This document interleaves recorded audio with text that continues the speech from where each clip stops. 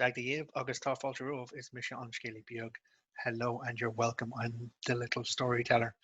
I'm doing a quick video today. I want to try and do more in work for my Patreon group and community, where I'm very, very grateful to have your support creating all of the stories that I do from Ireland's ancient folklore, myth, and heritage.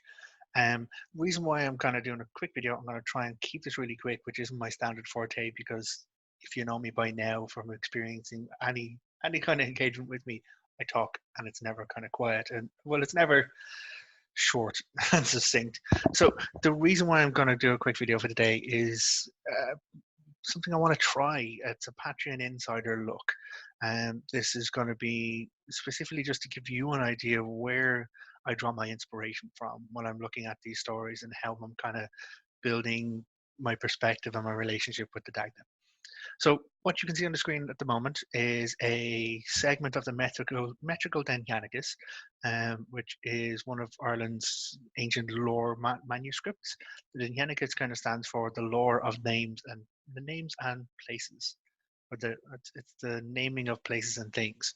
So essentially, it's this long list of all these various poems, which kind of break down. Oh well, yeah, you know that place over there. It's called this, and this is why it's called this.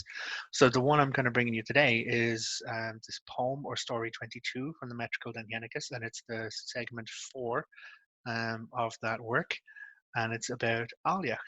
And I'll just dive straight into the reading of it, and you'll probably get an idea as to where I'm going with the story. So Ailech. Behold Ailech of Imchel before you, the enduring home of the host of Neil's race, known among Banba's fair folk as the grave of noble Aed, son of the mighty Dagda.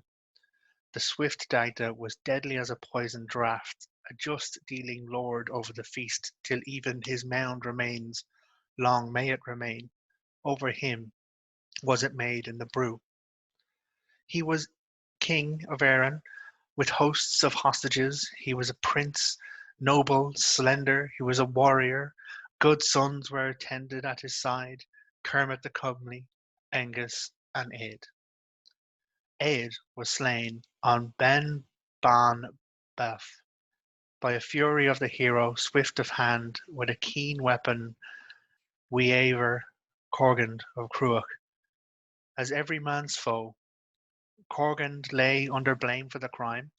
In wood nor field nor sea found he never refuge under the white sun, nor riddance from the man's body on his back.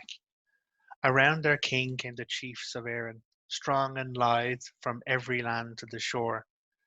They were no marauders pursuing him from the fort of the son of Flathman of Fall. Corgand was found stained with the heart's blood. He was a wild, whirling millstone in his lifetime. He gained him honour through his jealousy in the spot where Ailech stands today. A goodly shining grave was built in the town, wherein it is seen of all, it hides a sorrow of the kindly Dagda, in the good meadow land of Banba, forever. There was no peace for him, nor healing of the harm he had done from the Dagda for the loss of his son, save by torture of his body, strong in fight, and a gravestone laid on the tomb. He found a stone of the sea beside the loch. In pangs of suffering suddenly he died. His fame was broken and his rage. He uttered a cry. It was Al with an ach. Ailech is the bright home of horses, would not be strong in fame without storm-beaten Corgand. There was a subtle man on his track, who was the king of the Tuatha Dé Danann.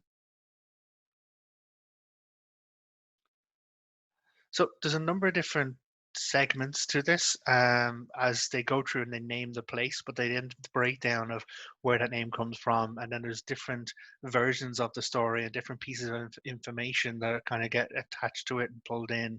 So the next segment does talk about Corgand again, but it also gives a different naming of Ailech. Based on a Scottish, well, a Pictish lord in Scotland from Scotland lands abducting a daughter who was named for Ailech, daughter of the fair-haired Fufter, across the waters of Lochraid. Um, but the reason why I'm kind of giving you this inside look is that this is part of what I do for you to bring these stories to life. Is I delve into this folklore, I dive in through all of this piece of information and try and pull out the cruxes of it. Like, why do we remember these places? Why are people so connected to them and so passionate about it? And what can we learn from it? Because for me, all life is kind of stories, and the stories that are remembered and passed down through the generations are the ones that have meaning to it, are the ones that have some connection to emotion or some connection to landscape or some connection to education. So I would say thank you very much. I greatly appreciate your support in my Patreon, and I look forward to bringing you more stories. So today you have my story, The Track of a Subtle Man, and it deals with the naming of Ailech, but more so with the Dagda in his position of King of Erin and the responsibility of judgment that lies on a goodly king. Gaurav Mahagas, thank you very much. Agus Slongafol. Goodbye for now.